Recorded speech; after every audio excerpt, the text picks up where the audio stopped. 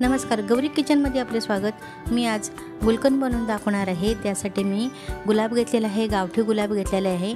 त्याच्या संपूर्ण पाकळ्या मी आता काढून घेत आहे।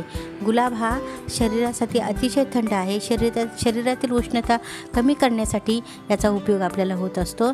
हे बघा, आता त्या पाकळ्या संपूर्ण काढल्यानंतर मी आता त्याच्यामध्ये पाणी टाकलेलं आहे आणि या पाकळ्या मी आता धुवून घेत आहे आणि नंतर त्या फॅनवर कोरड्या करून घेतल्यानंतर आता याच्यामध्ये मी साखर टाकून घेतली आहे। 100 ग्राम पाकळ्या आहेत, मी 150 ग्राम साखर टाकलेली आहे। आता ह्या पाकळ्या कशा मिक्स करायच्या ते बघा।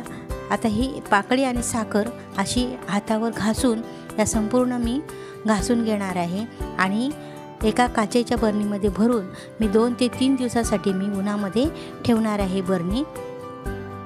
हे बघा, असं घासून घेऊया अशा प्रकारे आणि आता मी उन्हात ठेवलेली आहे। 3 दिवसानंतर आपला गुलकंद रेडी होईल। हे बघा, अशा प्रकारे आपला गुलकंद रेडी झालेला आहे।